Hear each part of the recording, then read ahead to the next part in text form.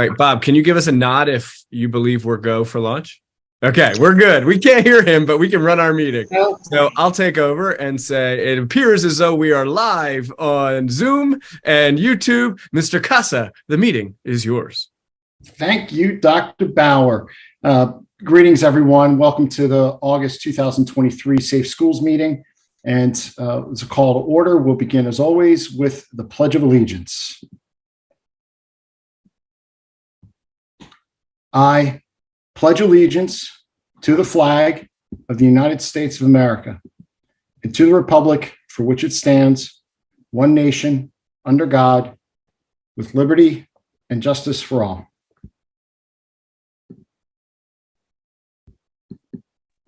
Mr. Cass, I am back here. When we were trying to figure out the audio issues, apparently I switched myself to phone.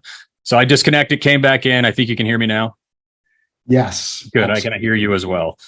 And thank you. Yes. Thank you to those who have joined us. We've had some minor technical glitches as we get in sync, but nothing will stop us here at North Penn.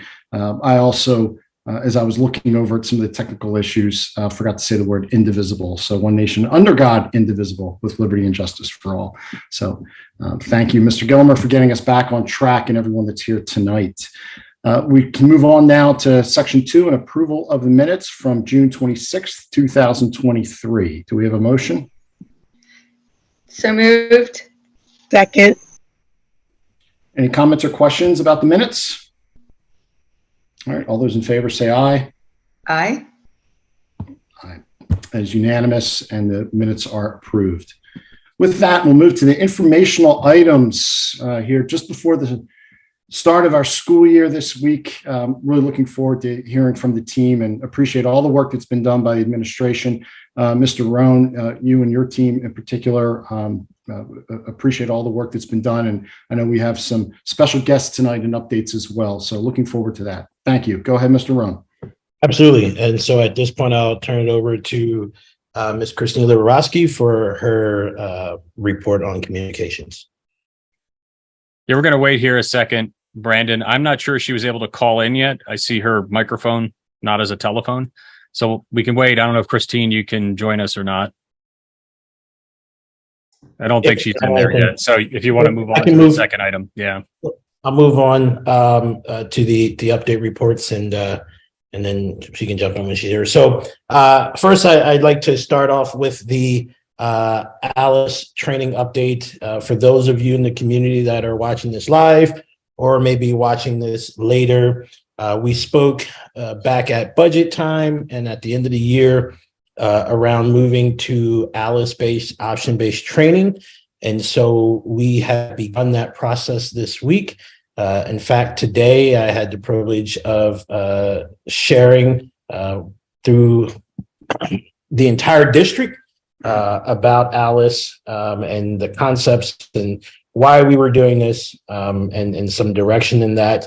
I can also share that 700 folks have already completed and passed the certificated course up until this moment. And so with a pretty quick rollout, as you can see, there's a lot of engagement and folks that have jumped right in and begun that training.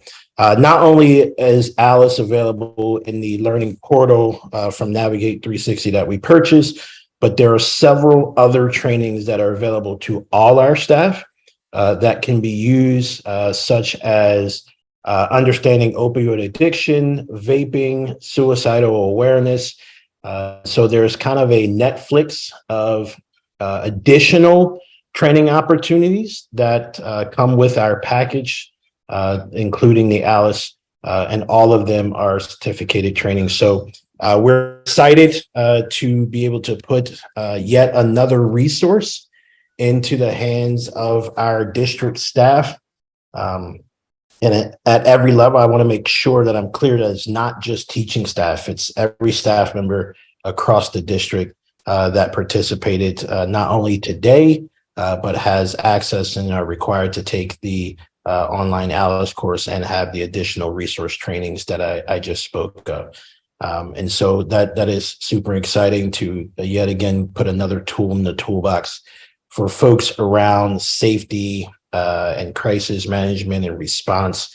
And it was well received. I got a lot of feedback almost immediately.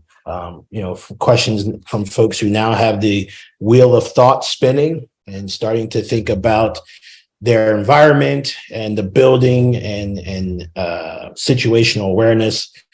So some really good stuff that happened today with that rollout. So I'll pause there. I see Dr. Bauer has his hand up, and so I'll Dr. Bauer, go ahead. Yeah, happy to. And thank you, Mr. Rohn. Good evening, everyone. I just wanted to throw some kudos Mr. Rohn's way. He's been with us now almost a year, I believe. And certainly he's done a great job in the role. But this was clearly his element. This is his background. He actually showed an intro video from Alice, which I think it's fair to say is the leading strategy, if you will, for violent events. And there was a voiceover to the introductory video. And guess whose voice was on this national training mechanism but Mr. Rohn's. So in his previous life, he worked for the company that did Alice training across the country. And I know many of our local law enforcement officers had worked with Brandon prior to. So it was neat. I've enjoyed working with him. I think we all have. But it was really neat to see him in his element today, where he's out there training 700 people at once, and it was very, very well received. So, Mr. Rohn, well done. Just wanted to pass that along, and I know you are too humble to pat yourself on the back. So, appreciate it. Dr. Lois Campbell.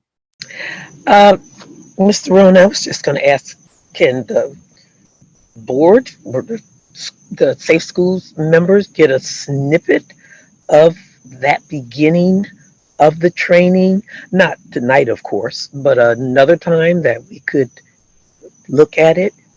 Sure. We can certainly make the e-learning module available to you. And happy to have the same conversation that was had with the staff today. Certainly, absolutely.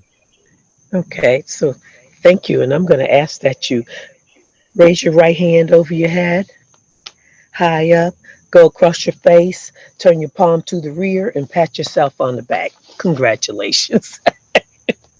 Dr. Lewis Campbell, appreciate that. I think I saw that somewhere else too lately, recently. So super excited about that. And I hope that I'm sure that the staff will take advantage of those additional resources that they have available to them to help keep abreast of opportunities to expand their safety knowledge. Also happy to report that our behavioral threat assessment infinite campus integration will be live tomorrow morning as promised, right on the first day of school. And while we are in the moment of thank yous and shout outs, certainly the work of our technology department under the direction of Dr. Landis and Kim Rance, this integration would not have happened without them. I was able to get a meeting to just put some final touches and eyes and make sure that we're all aligned. And so I saw it. It is absolutely great work that they have done. And they will, the behavioral threat assessment teams will receive a PowerPoint recorded training on walking them through. They're very familiar with the form. So the form as they know it today will look exactly the same. It'll just be a little easier with some automations in there and student information, and they will be able to complete the form. And so we are excited about the opportunity to be able to streamline our processes, but also be able to make sure that from building to building, grade to grade, team to team, if we find ourselves in a position where we need to support an individual, that individual will be supported from the first engagement with a behavioral threat assessment team until they graduate from us or go on to a different area. And so there will be some cohesiveness and making sure that there's no gaps. And we know in this work where there are gaps and things fall into those gaps, that is where we get ourselves in trouble. That's where organizations get in trouble, because one group is not speaking to the other. And so one group has this knowledge and information that the other group doesn't have, and because systems don't talk and things of that nature. So we have eliminated that possibility of that problem, and our systems using Infinite Campus to do that. And so we are live tomorrow morning and good to go. And so again, thank you to Dr. Landis and Kim Rance for being able to make those things work. So all of the conversations that we've had and updates that we are coming, and we're getting there. Extremely happy to report that we are there. Especially at the start of the school year. So I'm sure without all there is to juggle, it takes a lot to make this a priority and be ready on day one. So thank you to everyone on the team. Just want to make sure we clarify as well, because I know there's some other moving parts within Infinite Campus, such as the location base. Is this the first time that Infinite Campus has integrated this module or incorporated this functionality into their system? To my knowledge, I am only aware of our district integrating behavioral threat assessment documentation into their records management. And I feel pretty confident in that, because throughout communications with Kim and Dr. Landis, who have to work with our IC reps, there was no mention of, well, we have done this for other, our other customers or things of that nature. And so there was a lot of customizing work that had to be done, both with our teams and our rep from them. So I feel confident in saying that this is the first of them housing a behavioral threat assessment form. And it's integral, really, when you consider how widespread Infinite Campus is being used as a record management system. Tried and true when it comes down to being tested for privacy, confidentiality, and what districts typically use it for. But to have the behavioral threat assessment piece, it's really just common sense. But it's difficult within one building sometimes to track this information. And a district as large as ours, I think, is a very good way for us to begin to become more efficient. And it's all about having some type of redundancy and checks and balances going forward.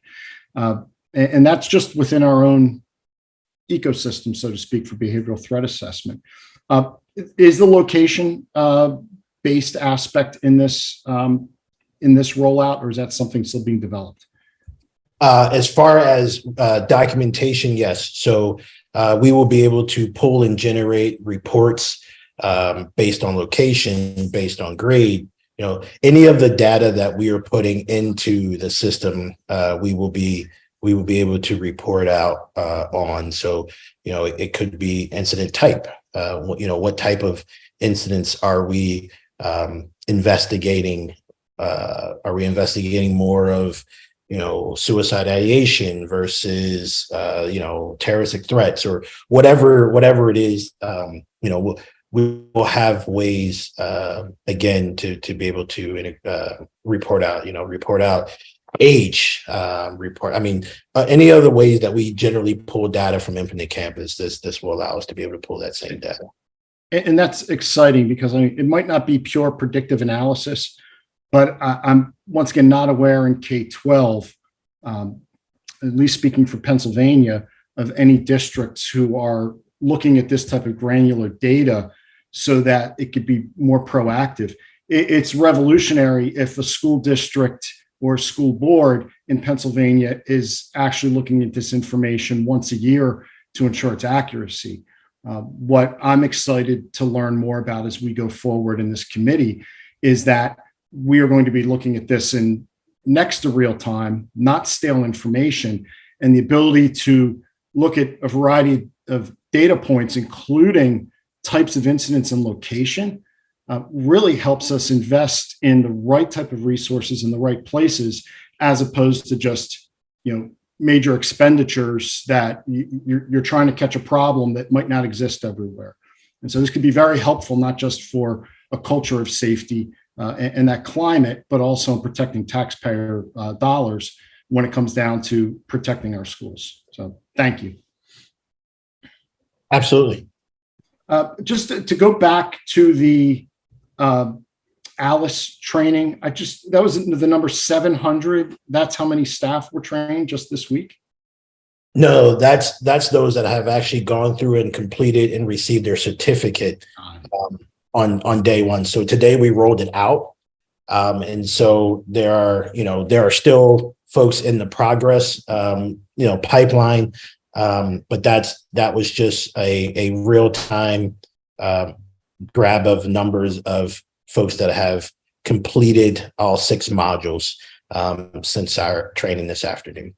Fantastic. And so, Brandon or Mr. Rohn, anyone from the administration, is there a goal for the metric that we have for all staff to that are required to take this? And the follow-up question is, right, what's our carrot? What's our stick? I, of course, always hope for more positive incentives, but what if somebody isn't capable for whatever reason, or simply does not decide to finish this module? So the training itself is a mandated training, and if someone is not capable of completing the training, then we need to know. I need to know why. Is there a language gap, which we are able to translate that into 30 different languages? So if there's a language gap, then we can identify that and then get them the e-learning in the appropriate language.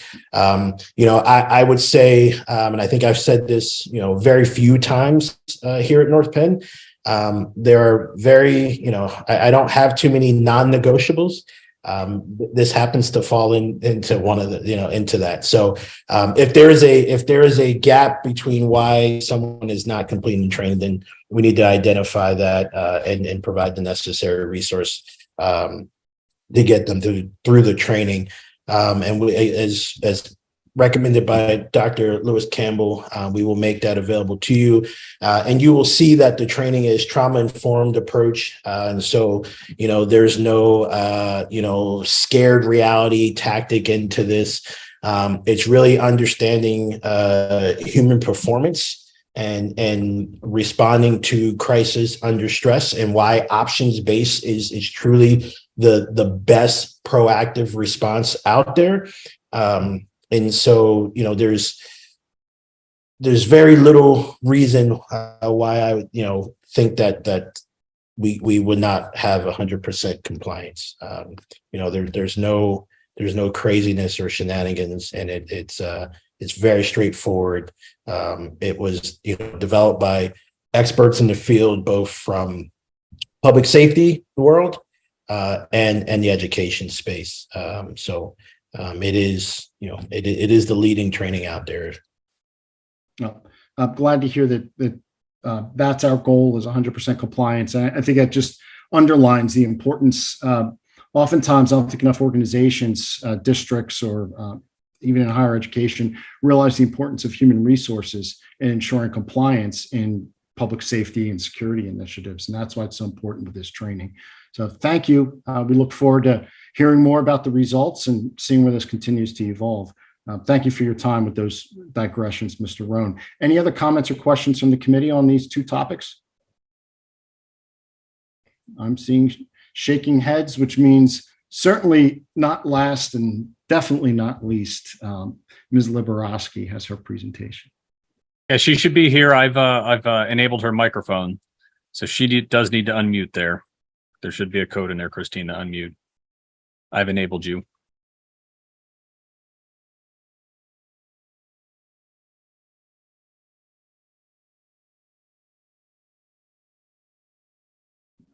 I'm still seeing the mute on both lines, Mr. Gilmer. Yeah, from my side of where she's at, I've unmuted her. So this is on her phone.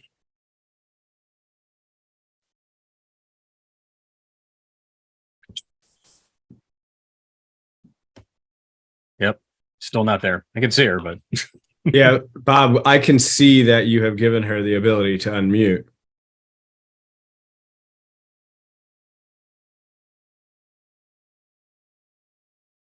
Well, perhaps I can give a brief introduction so we aren't all just staring at Ms. Liberowski, and we'll see if we can figure this out. Our communications department, and one of the goals of my first year was for us to engage in a communications audit. And Ms. Liberowski is here this evening to kind of explain the scope of that and the timeline for the audit. We've taken the last year to kind of observe. I've spent some time learning myself on how things work from this seat. And then last year, we decided to add it to the budget for this year to engage in a communications audit. So with that, I think I burned the perfect amount of time. And perhaps we have an open mic. Ms. Liberowski. I see an open mic. It's fine. I can hear you on your phone, Christine. So just mute. If you could just mute your computer so you don't have the double talking going on, or bring your volume down on your computer. It is unmuted. It is unmuted. Okay, we can hear you. I will bring up your presentation. All right. All right. Sorry about that. Sorry about that. Are we still getting the echo? Yeah, is this speaker on your laptop? I've turned it off. Is that better? I think you have to mute not your on. laptop. I did. That sounded okay when you just said I did. Talk again. I can still hear an echo. An echo. Let me kill my mic. Maybe that's it. Can you still hear it? Can you still hear it? You can't? Seems better. So I think you can go. All right. All right. Apologies, everyone. I don't know what's happening here. I need a better microphone on my laptop. It's at home. I do have a mic at work, and I should have brought that with me. So that just said the host muted me, Bob. I'm good. Am I good? Can you still hear me? Okay. Yeah, All Christine, right, I muted your computer since it's very low. I think your echo is coming from the fact that your microphone is so very low in your laptop, but your sound is coming from your phone. So I think you're okay now. So I have your first page up so we can go through it, and you just say next slide when you're ready. Okay, thank you. So I'm here this evening to talk to you about a communications audit. I was kind of listening to Dr. Bauer when he was giving the introduction here. Yes, it is part of our strategic plan, our comprehensive plan. Finally, we have a goal surrounding communications and engagement. And the first bullet underneath that is a communications audit. So I started looking into an outside agency last fall who can come in and do that audit for us. The last time we had an audit was 2005. And we used the National School Public Relations Association. I did reach out to them, and they had a pretty hefty price tag on that. So I started asking around fellow colleagues in other school districts and who they used. And if you want to go to the next slide, Bob, we came into contact with the Chester County Intermediate Unit. So this is the proposal that I am moving forward, and I would bringing it here. So that it can go forward on the September agenda. And in talking to Dr. Bauer, we said, what committee should we take this to? And it didn't fit anywhere precisely, but we did feel that a big part of the communication plan is emergency response and crisis communication. So we felt bringing it here was the closest alignment. So the proposals with the CCIU, I'm very familiar and comfortable with the CCIU. I became pretty much involved in the administration there through the Pennsylvania School Public Relations Association. We have a partnership with the IU, and they provide our executive director kind of work for Pennsboro, and especially when I was president of the Pennsylvania School Public Relations Association, I worked a lot with the CCIU and believe that they are the firm to bring in.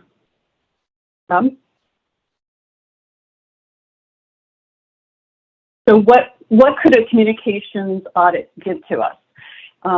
You can read over my bullet point list there, but basically they're coming in and they want to assess everything that we're doing, from our publications to our emails, to our website, to our social media, to our emergency responsiveness. looking at our overall program so that they can create a snapshot of the perceptions of the school district, but also identify real-life gaps in our communication processes. And in doing that, they'll be able to help us create a framework for enhancing our communication plan, which ties back into the comprehensive plan. Up. How do they propose on doing this? Focus groups, surveys, communication analysis, website review, social media review, review of the current strategic plan. The focus groups, they'll look at the perception and serve as a basis of what we will then use for our questions for the survey. The communication analysis, as I kind of briefed before, will look at everything that we're doing currently, whether that's printed, video, website, any way we communicate, emails, newsletters. They'll be looking at that to make recommendations on how we can improve. They're going to look at our website, which I'm very excited for. I'm sure Mr. Gilmer is as well. We know we can make many improvements there. A look at how we use our social media. Are we using it as we should? And are we getting enough people looking at our social media? Who is looking at our social media? Who's making the interactions on our social media, and how we can improve it? And then a review of our strategic plan to make sure that the goals that we do come up with in the end will match what is needed out of the comprehensive plan. Next.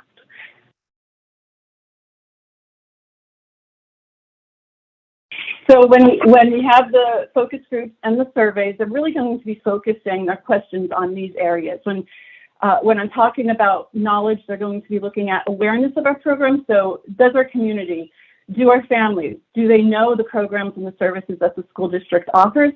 And do they know where to find the information? So the communication channels for getting that knowledge.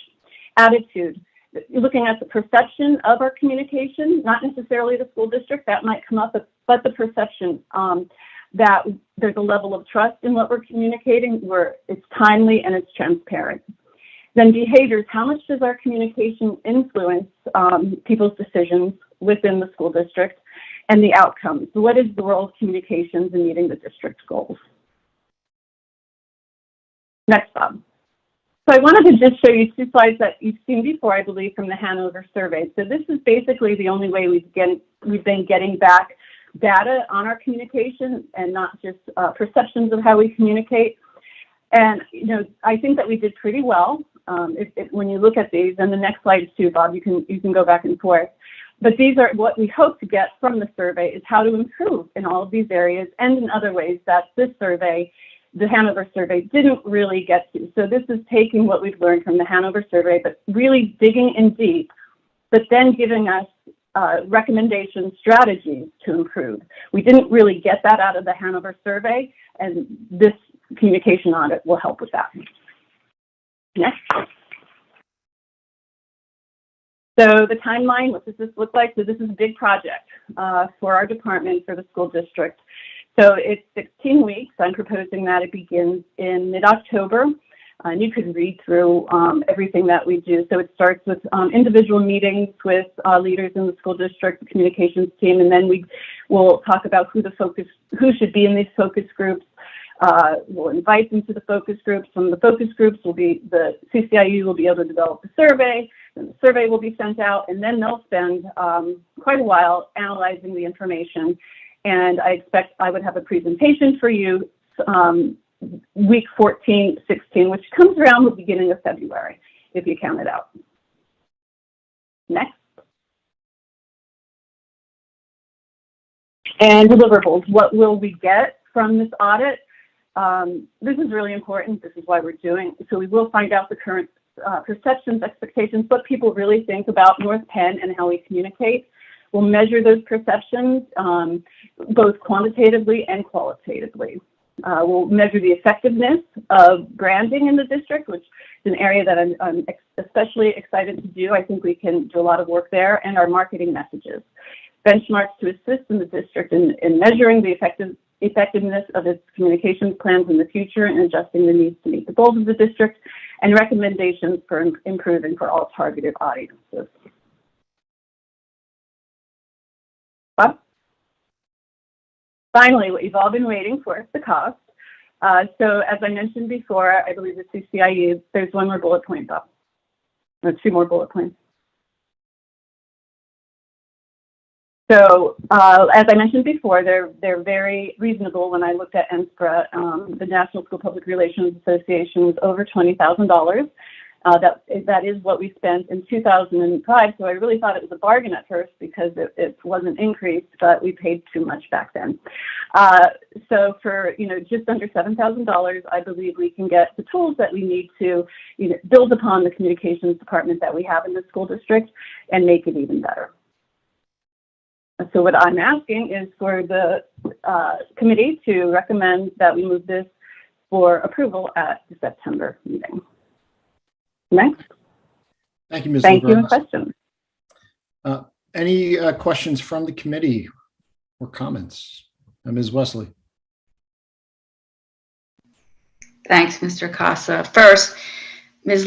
Liberowski, that was a super presentation. I appreciate so much the proactive approach and continued look to continue improvement with communication. So I have three questions, if that's okay. First question, how many people from the CCIU will actually be, feet on the ground, so to speak, in our district? We didn't go over that. I can tell you from experience, though, they are a large communications department. In dealing with them with the Pennsylvania School Public Relations Association, there were at least 10 people from that department that we worked with regularly. So Mary Curley is the director of communications there. I have every confidence in her that she will pull the strongest members of her team to implement this audit. Okay, thanks. My second question is, we've talked many times at school board meetings about how to get the message out about our tax rebate program. Is that a specific topic that you can ask them for their insight or recommendations on to help us? Yeah, so when we have the initial meetings, when they have the initial meetings with school board members, top administration, that's what they'll glean, those kinds of topics that we would like them to focus on. That doesn't mean those will be the only topics. Sure. Because there will be other topics that will just come up naturally from the participants in the focus groups. But that we can definitely put that on the list. I have a number of other things I also want on the list. I'm sure. Again, it wasn't my intention when I asked if that would be the only one. It's just that we've talked about it often, the board, at board meetings. And the last question is with the focus groups that we're doing now in the community with regards to the high school project, will they actually be able to observe any of these to, provide us recommendations as we proceed through this whole process? That wasn't part of the initial plan. We are really trying to keep this separate from what we're doing with the high school, because this encompasses so much more than the high school, but I do believe we'll get some insight during this process. However, if this is something that you want to be included, we can always talk to the and see what they think the benefits of it are. And I'm not trying to change this scope at all. I just meant from a communication tool, how we set it up, how you all did the first one that I attended, which I thought was fantastic. Do they have any recommendations just on that would be transferable to other efforts, initiatives that the school district would take down the road? It's not high school specific, but I'm sure. Just a thought. I would defer to the administration. I'm just, Yep. That's it. Thanks. Thank you. Thank you. Any other questions or comments? I'm just wondering, does this include some of the other modalities, like Here Comes the Bus, things maybe that we don't employ yet that we should? Is that part of the overall assessment? Well, here comes the bus. We do have that now, so that would be part of this. So I didn't mention every single software platform that we have. It will include things safe arrival. It will include any sort of communication that we have. The s'mores newsletters that our individual schools send out to their families. So everything we have will be included, even if it's with our employees, like what we put when they open up in the morning and log on, even what we communicate there. So every possible way will be looked at. Such an appreciation for what the IU is able to deliver at this price point. It's just remarkable. So thank you for that diligence. And Dr. Bowers, is something now the committee needs to vote on to bring to action? Yes, we're going to look to move this to the action agenda. Do we have a motion to move the Chester County IU communications assessment to the action meeting for a full board vote? Mr. Casa, I move that we put this forward to the next action meeting on this presentation by Mrs. Liberowski. Thank you. Is there a second? Second. Any other comments or questions? All those in favor of moving this forward to the action meeting, raise your hand or say aye. Aye. Aye. Motion passes unanimously.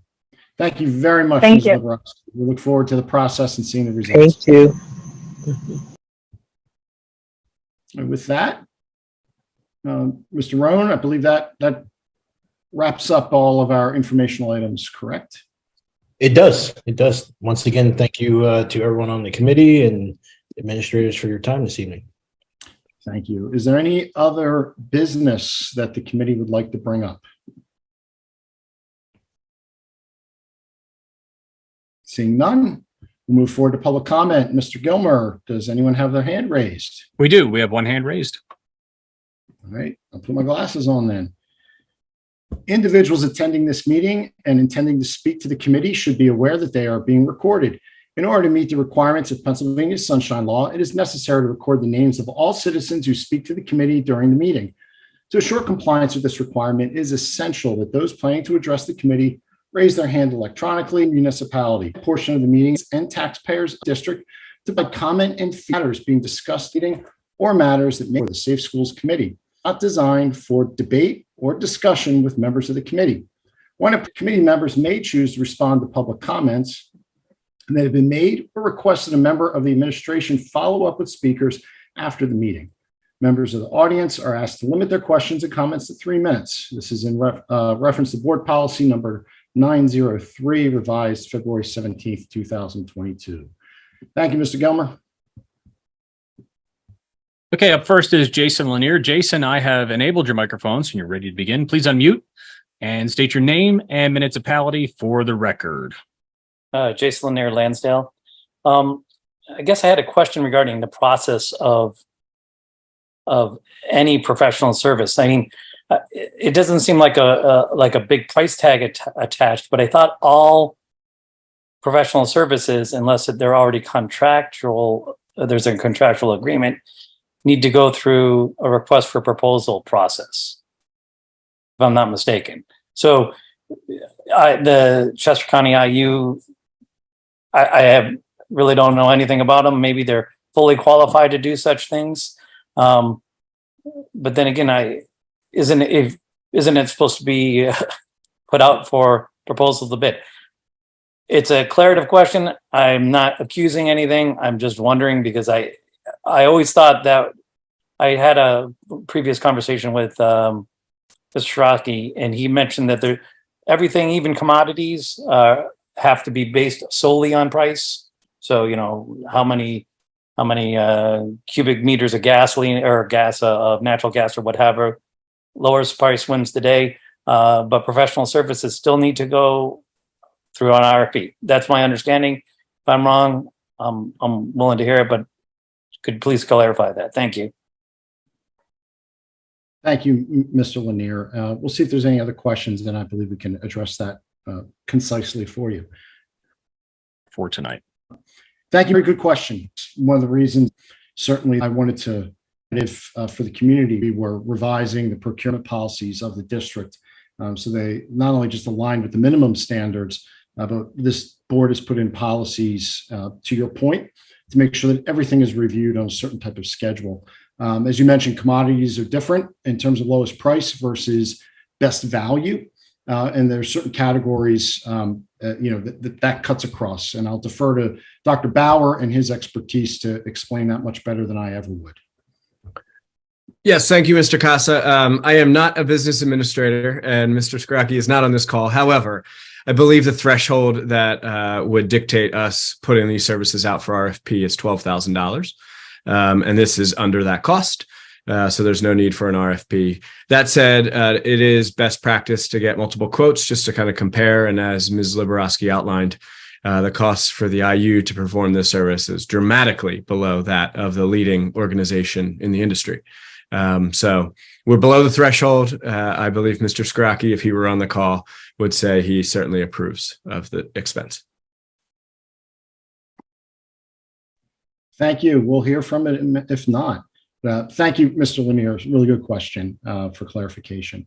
If no other hands are raised, Mr. Gilmer, I assume we can move on to confirming items that have moved to the action meeting. Correct.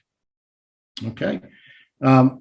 Seems only one thing has been voted forward today to the action meeting, and that is the Chester County Intermediate Units Communications Assessment of North Penn's overall practices and policies voted forward to action meeting. And to note, as Dr. Lewis Campbell had mentioned, for the September action meeting, so without delay. Any other clarifications? All right, that checks out. So looking at our agenda item, I'm having some problems with board docs here. Okay, next meeting date. The next Safe Schools Committee meeting is scheduled for Tuesday, September 26th, 2023 at 5:45 p.m. in the same virtual format. Do we have a motion for adjournment? Real quickly, Mr. Casa, I just wanted to point out that that is a change in schedule. You certainly announced the date correctly, but that is Yom Kippur on the 25th. Typically, we have this meeting on a Monday night. So out of respect for our Jewish community, our meetings are Tuesday evening in September. Thank you for pointing that out, Dr. Bauer. My pleasure. Do we have a motion to adjourn? So moved. So moved. All right, this meeting is adjourned. Thank you, everyone. Have a great night and great second school year.